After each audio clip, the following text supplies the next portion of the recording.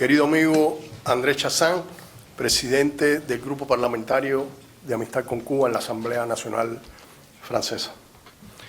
Queridos miembros de la presidencia, estimados delegados, no podría comenzar mi intervención en este evento sin expresarles la gran satisfacción que sentimos al percibir esta sala llena de amigos europeos, cuando 4 años atrás se desvanecieron de golpe las posibilidades de realizar nuestro encuentro continental.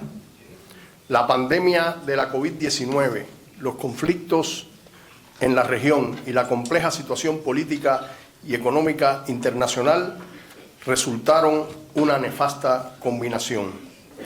Sin embargo, aquí estamos hoy, demostrando una enorme capacidad de resiliencia, fuerza y empuje, no solo en defensa de Cuba, sino también en defensa de las causas justas del mundo.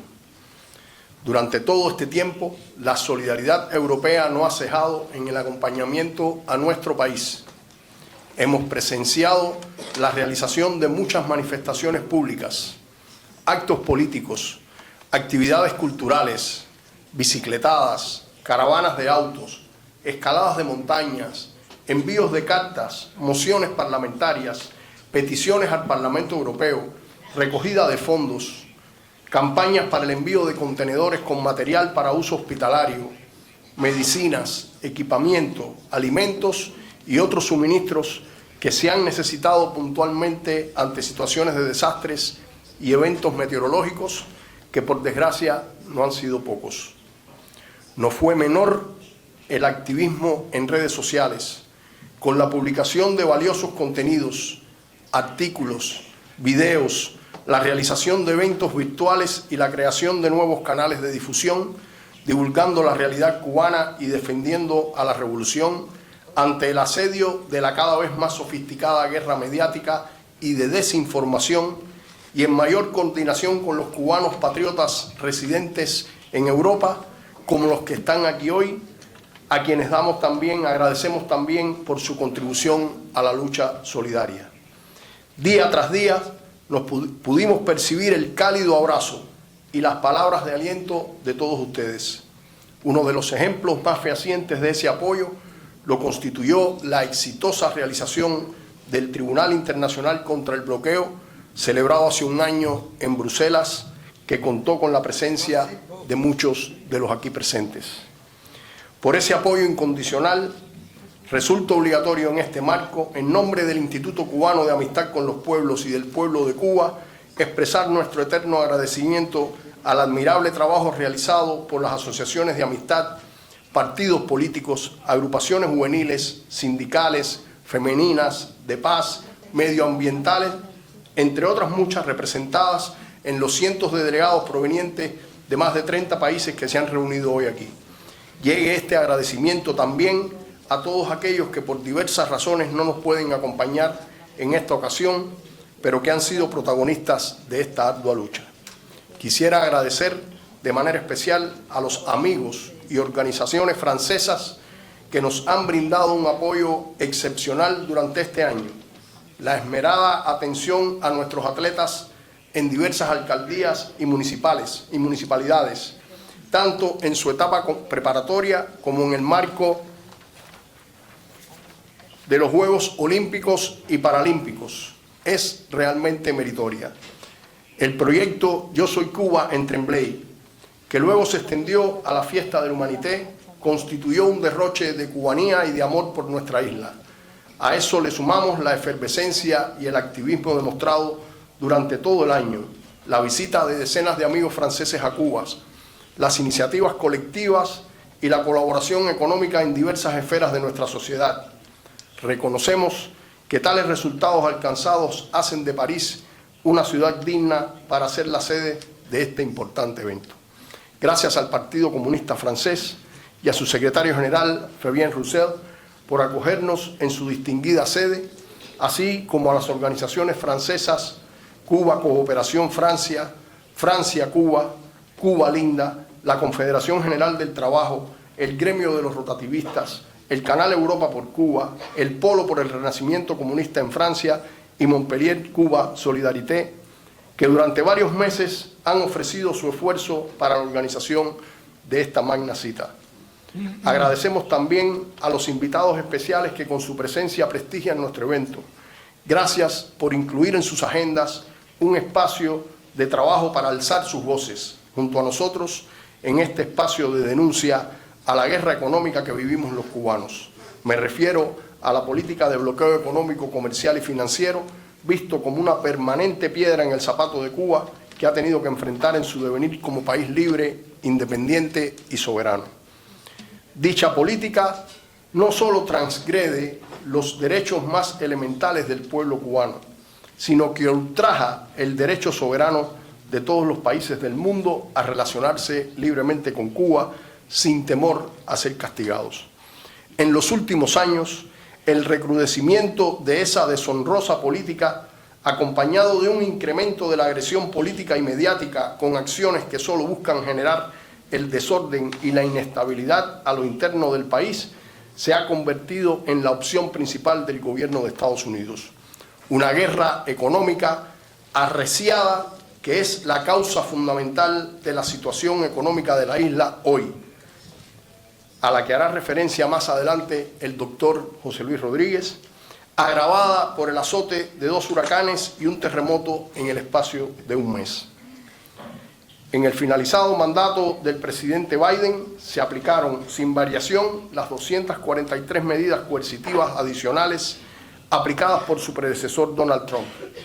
Todas las esferas de nuestra sociedad y las conquistas de la revolución mundialmente reconocidas como la salud, la educación, el deporte y la seguridad social han sufrido el impacto de ese macabro diseño, acentuado de manera cruel en el contexto de la pandemia. Ejemplos son disímiles y ustedes los conocen. Pues han tenido que lidiar muy de cerca con esos hechos. Pero el más aberrante es, sin dudas, la inclusión de Cuba en la lista de países supuestamente patrocinadores del terrorismo. Un instrumento de asfixia económica. Es una acción que amenaza a las instituciones financieras de casi todos los países, quedándose sin otra alternativa que no sea rehusarse a tener vínculos con nuestro país. ¿Y en qué se traduce que estemos incluidos en esa lista? Tristemente, se traduce en desabastecimientos, incumplimientos en los compromisos de pagos, dificultades para adquirir insumos para la industria, los servicios y el consumo de la población, encarecimiento de las importaciones, limitaciones o suspensión de créditos bancarios, desestímulo de los inversores extranjeros y limitaciones para la cooperación internacional. Es, en resumen, un freno a nuestro desarrollo y una total violación de nuestros más elementales derechos. El impacto de las carencias generadas como consecuencias de estas medidas arbitrarias resulta más dolorosos en algunos ámbitos con gran impacto social, como por ejemplo la imposibilidad del país para asegurar el suministro de los ya escasos productos de la canasta básica, de los medicamentos y las materias primas para su elaboración, en la inestabilidad del sistema electroenergético nacional y el descontrol de los precios, que hoy son excesivamente elevados, especulativos, abusivos y que limitan el poder adquisitivo de una parte considerable de la población. A esto podemos sumarles, y se los digo con total transparencia, que se han tomado algunas medidas internas en medio de esta economía de guerra que vivimos los cubanos, que no han surtido los efectos deseados, pero sobre las que se trabaja sin descanso para corregir las distorsiones generadas. Es en medio de este complejo escenario que hemos convocado a este evento regional porque hoy más que nunca precisamos de la solidaridad internacional y porque estamos convencidos del total respaldo que tenemos del amplio, heterogéneo y activo movimiento de solidaridad con el que contamos aquí en Europa. Queridos amigos, dedicar esta cita a la figura de nuestro líder histórico, comandante en jefe Fidel Castro Ruz y su legado, cuando estamos próximos a conmemorar el 8º aniversario de su desaparición física, pasado mañana 25 de noviembre, es la mejor manera de que su espíritu se mantenga vivo en la obra colectiva que construimos y a la que siempre le brindó especial importancia, pues creía fervientemente en que la fraternidad y la amistad entre los pueblos debía ser el patrimonio más preciado de la humanidad. Con esa premisa, proponemos que este evento sea un espacio colectivo para el fortalecimiento del trabajo solidario, para que siga siendo cada vez más amplio, heterogéneo y masivo. Necesitamos que nuevas voces se pronuncien ante la injusticia que contra Cuba se comete y que encontremos nuevas formas de hacer en el ámbito legal para lograr el cumplimiento de la ley internacional. La victoria moral alcanzada hace apenas unos días en las Naciones Unidas demuestra una vez más que Cuba no está sola. Pero sabemos que ese apoyo no significa ni por asomo el fin del bloqueo. La palabra de orden hoy es exigir con todas nuestras fuerzas que Cuba sea eliminada de la infame lista creada por nuestro vecino del norte. Tenemos juntos que encontrar la fórmula para llegar al gobierno de Estados Unidos y revertir esa absurda medida. Es momento de evaluar el cumplimiento de las acciones derivadas del Tribunal Internacional. ¿Qué hemos hecho para influenciar en la Eurocámara? ¿Cómo podemos hacer un uso más eficiente de las estructuras y los mecanismos de la Unión Europea para tornarlo en acciones a favor de Cuba? Cuando sabemos que en su actual composición la derecha reina en sus recintos y nuevos ataques contra nuestro país se orquestarán. Estas y otras interrogantes deben guiar el trabajo en comisiones y de cuyos debates esperemos poder trazarnos una hoja de ruta objetiva, efectiva y viable. Necesitamos perfeccionar estrategias coordinadas en el plano comunicacional para enfrentar de manera más efectiva la guerra mediática a la que estamos sometidos. Consideramos que el movimiento de solidaridad con Cuba en Europa tiene reservas suficientes para incidir más en el plano político, mediático y económico. Sobre este último aspecto conocemos de experiencias muy positivas en términos de cooperación solidaria, las que serán compartidas en los debates, y es nuestra intención estimular su implementación en otros países y a través de otros proyectos, campañas conjuntas y donaciones. Otra manera de ayudar a Cuba y al ICAP hoy en la labor política que hacemos es que viajen a Cuba más personas a través de nuestras agencias de viaje, formando parte de grupos sociopolíticos y de brigadas de solidaridad. Hacerlo de manera organizada significa que los ingresos recibidos lleguen al Estado para que no queden en el mercado informal y que podamos ejercer mayor influencia política sobre los visitantes. Les pido priorizar la promoción de las brigadas con mayor intencionalidad en el año 2025, cuando estaremos conmemorando el 65 aniversario del Instituto Cubano de Amistad con los Pueblos. Organizar grupos de visitantes que viajen a conocer la realidad cubana, los desafíos que enfrentamos y cómo lo hacemos, es también una forma de hacer solidaridad con Cuba, como lo son también los proyectos de colaboración solidaria sobre los cuales se debatirá en una comisión de trabajo. No podría hacer uso de la palabra sin denunciar en esta tribuna la abominable situación de nuestros hermanos palestinos.